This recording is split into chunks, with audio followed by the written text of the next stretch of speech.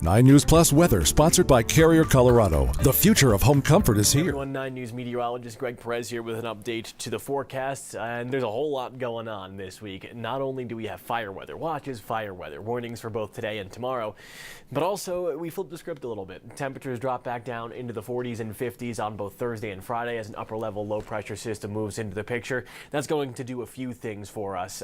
Number one, that's going to bring a decent amount of snowfall, but also that's going to drop temperatures back down to below average for this time of the year.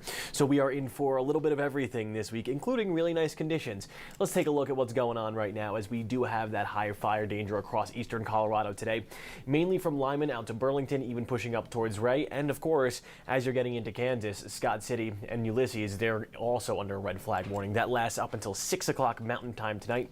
Gusts possible up to 35-40 miles per hour. Relative humidity at around 15%. Not the worst that we've seen, but still, any small spark could start a pretty large and devastating fire. Down towards the south and east, we also have a red flag watch, or a fire weather watch, I should say, from Lamar down through Trinidad, Kim, Walsh, parts of Pueblo and Colorado Springs in the picture there, and along the I-25 corridor.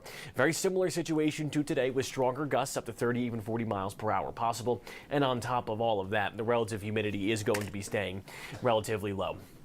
And the wind gusts, we need to worry about that. Gusts up to 20, even 25 miles per hour through this evening. We're staying strong from tonight and into early tomorrow morning. Tomorrow between 7 and 8 o'clock in the morning, 20 to 30 miles per hour in Springfield. Look at what happens near Springfield, though. That bumps up to 30 to 35 mile per hour gusts coming out of the southwest. And so especially down towards the south and east, pushing into the panhandle of Oklahoma and, of course, into Kansas is where we're really eyeing the potential for that red flag warning to ignite. Live on Denver right now, taking a live look outside. Things aren't looking too bad. Some of those high-flying wispy clouds up there. Mostly clear skies continue to dominate the area. A few more clouds are expected to move into the picture tonight. Currently, though, temperatures in the middle to lower 70s, and things are looking just picture perfect with high temperatures today. Still in the upper 60s and lower 70s. Highs tomorrow, though, a very similar situation. Upper 60s and lower 70s yet again. 70 degrees in Denver. Aurora will do 69 degrees. Meanwhile, Parker at 67. Up towards the north and west along the Front Range, Grand Lake at 49 degrees. Estes Park will do 55. Here's our big story, though. Of course, we still need to pay attention to the red flag warnings, red flag watches, and of course the fire weather warnings and watches all throughout the eastern plains. But our next system, coming in the form of a cold front and an upper level low pressure system, is moving into the picture late Wednesday into early Thursday. Thursday morning, a lot of Colorado is going to be waking up to a decent amount of snowfall from Telluride through Montrose, Grand Junction, Glenwood Springs, and of course the upper elevations.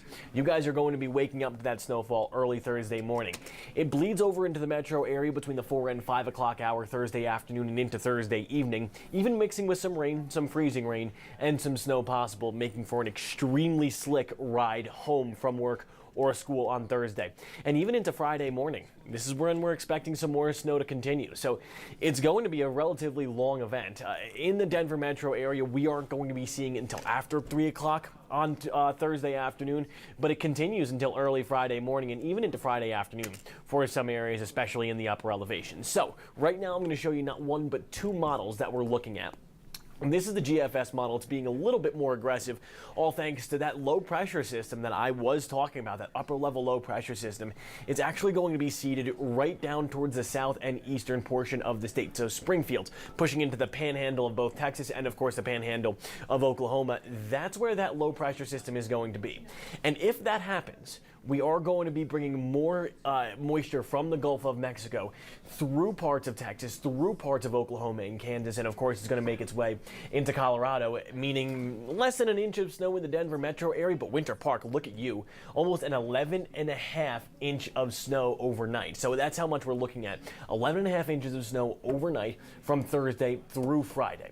So it's going to be a decent amount. That's only one model, though. Steamboat Springs not following too far behind, between 7 and 8 inches there. Same thing goes for Vail.